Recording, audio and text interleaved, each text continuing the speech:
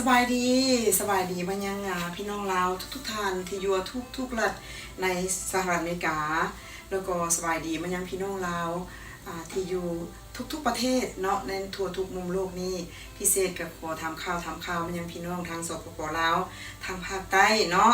ปัจจุบันนี้ก็ได้เห็นการช่วยเหลือ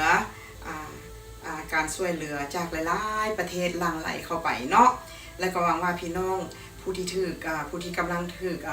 อุทกภัยผู้ที่ถูกเดือดร้อนคงจะได้รับความช่วยเหลือโดยทั่วถึงกันไวๆนี่แหละเนาะเพราะว่าอย่างไรก็ต้องเข้าใจเพราะว่าการช่วยเหลือนี่ก็บางเทื่ออาจจะบ่ถึงทันการตามสภาพการถนนหนทางและก็อากาศก็บ่อำนวยฝนตกเฮ็ดให้หนทางไปมาลำบากเนาะข้าพเจ้าก็และพร้อมถ้วยลาว USA Media อยู่ทางประเทศสหรัฐอเมริกาพร้อมด้วยพี่น้องลาวอยู่ทุกหุ่นแหงก็มีกำลังใจก็มีเอาใจช่วยส่งกำลังใจมาช่วยพี่น้องลาวแล้วก็ได้เห็นหลายๆของสมาคมแต่ละรัฐหลายรัฐอยู่ที่ว่าเพิ่นได้ไปด้วยตัวเองเนาะหวังว่าเพิ่นจะค้นพบบาดี้หรือว่าซากศพผู้ที่เพิ่นสูญหายหวังว่าขอวิงวอนให้เพิ่นได้กวดพบหรือว่าเพิ่นได้ค้นพบผู้ที่สูญหายทั้งหมดในไวๆนี้เนาะด้วยความเป็นห่วงเด้อข้าพเจ้าจะมาเล่าถึงเกี่ยวกับเรื่องเพลงที่ข้าพเจ้าได้ออกอากาศไป2 อาทิตย์ผ่านมาเนาะเพลงสงสารชาวใต้ที่ข้าพเจ้าได้เขียนลงถึงว่าด้วยความร้อนใจก็เลยได้ใส่เครื่องอิเล็กโทรนมาเสพในตอนนั้นดังที่เว้าไปแล้วเนาะมาปัจจุบันนี้ข้าพเจ้าก็ได้เข้าห้องอัดเป็นที่เรียบร้อยแล้วหวังว่าในไวๆนี่แหละจะได้ส่งออกไปขอบริจาคนำพี่น้องลาวในสมาคมหลายๆสมาคมในทั่วทุกรัฐเนาะเพิ่นจะให้บริจาคมาละเงินส่วนนั้นแหละจะได้ลงไปช่วยทางผู้ที่ถูกอุทกภัยโดยตรงเลยเนาะข้าพเจ้าอยากเล่าถึงเรื่องเพลงที่ข้าพเจ้ามีการดัดแปลงเนาะสมัยนั้นอยากเล่าถึง70 ปี70-80 ปีที่ผ่านมาเนาะซึ่งว่าแขวงอัตตปือหรือว่าทางภาคใต้ของเฮาเนาะอุดมสมบูรณ์หั่งมีไปด้วยทรัพย์สินคือว่ามีทรัพย์ในดินสินในน้ำเพิ่นมีบ่อคำบ่อเงินอยู่ทางภาคใต้เนาะเมื่อสมัย70-80 ปีที่ผ่านมาเพิ่นบ่ได้ใช้เงินเจียเด้อเพิ่นจะใช้มีเงินแท้ๆนี่นะเขาเนี่ยเอามาตีเป็นเงินฟักเงินทางแล้วเป็นเงินเหรียญจะซื้อกันเพิ่นเอิ้นตำลึงบ่เงินอีหยังแต่สมัยก่อนๆข้าพเจ้าก็บ่ทันได้เคยเห็นเนาะแล้วก็เพิ่นว่าอัตตปือปึ้งขายคำแรกขี้ไก่เพิ่นว่าเพิ่นเป็นคำที่พังเพยเว้าโยกเว้าม่วนกันที่ว่าสมัยก่อนเพิ่นผ่านมาเพราะว่าเพิ่นมีคำหลายมีเงินหลายสมัยนั้นเนาะเพิ่นบ่ได้ใช้เงินเจี้ยคือปัจจุบันนี้เนาะเพิ่นก็เลยว่าเพิ่นเว้าโยกกันแล้วว่าเป็นคำเว้ากันมาว่าอัตตปือปึ้งขายคำแรกขี้ไก่ว่าซั่นเนาะเพราะว่าเพิ่นว่ามีบ่เงินบ่คำหลายบัดนี้เพิ่นว่าเป็นหยังจะค่อยว่าอัตตปือขี้ให้ขายสร้างแลกขี้กระบองสมัย70-80 ปีหลังที่ผ่านมาที่ข้าพเจ้าได้ไปนั่งลมโอลมน้ำผู้เฒ่าที่เพิ่นมาจากอัตตปือผู้เพิ่นสูงอายุหนะเขาเลยเพิ่นได้ล้มให้ฟังว่าสมัย78 ปีหลัง70-80 ปีที่ผ่านมา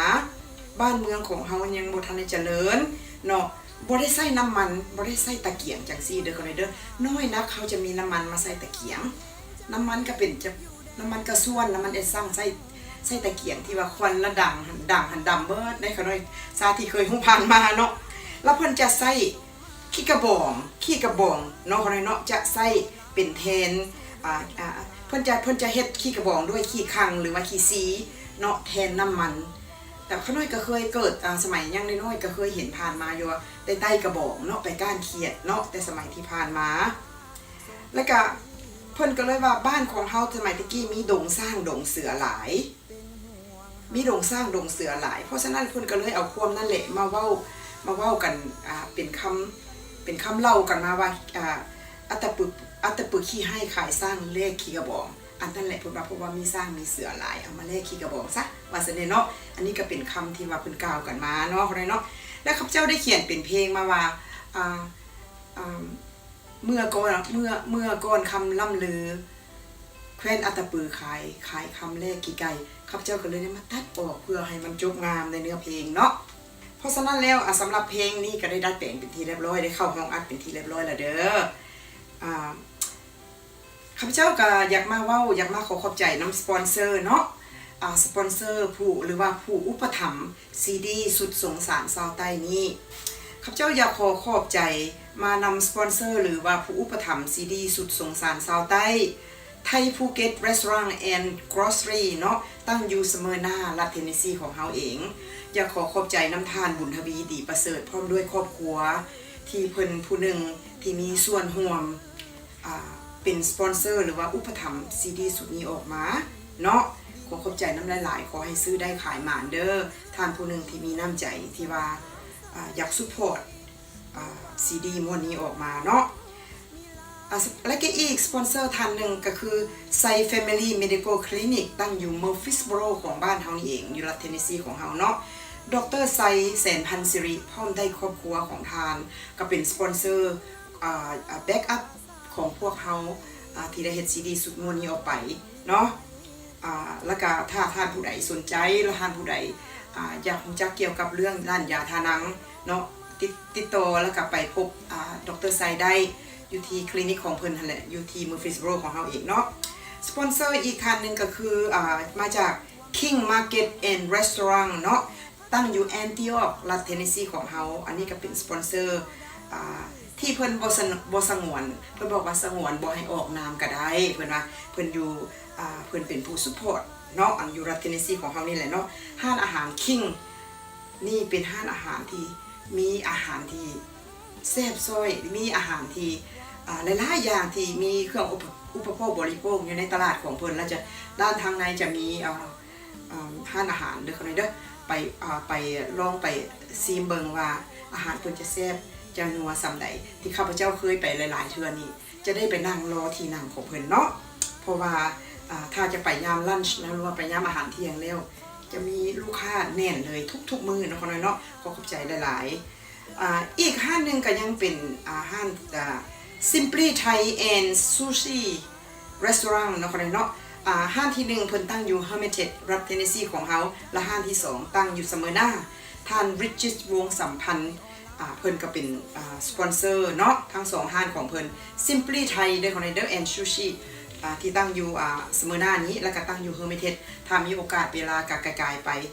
แวะอุดหนุนกันคนลาวของเฮาเนาะลาวเฮ็ดลาวไส้ลาวได้ลาวเจริญอันนี้ก็ขอขอบใจมายังสปอนเซอร์อีกท่านนี้เนาะริชิตวงสัมพันธ์อีกสปอนเซอร์เพิ่นให้ซุปพอร์ตมาถึงจะเป็นเล็กๆน้อยๆก็จะเป็นน้ำใจของเพิ่นเนาะตลาดแสงสว่างเด้อเขาในเด้อแสงสว่างมาร์เก็ตแล้วก็อีกมีไซเอเชียนมาร์เก็ตแล้วก็อีกห้างหนึ่งเอเชียนออเรนโตมาร์เก็ตแสงสว่างมาร์เก็ตยะนางเข็มแสงสว่างเพิ่นก็สปอนเซอร์มาถึงจะเป็นเล็กๆน้อยๆก็เป็นน้ำใจของท่านที่ซุปพอร์ตมาเนาะมีไซเอเชียนมาร์เก็ตเส้นเดียวกันถ้าว่าได้ไปหามาเวก็เวอุดหนุนกันเนาะอีกเอเชียนมาร์เก็ตก็อยู่ตั้งอยู่มอฟิสโรนี่ฮันปานวนว่าไปเนาะเพิ่นก็ได้ซุปพอร์ตมาเล็กๆน้อยๆก็ขอขอบใจทุกท่านมาหลายๆคันสิเว้าแล้ว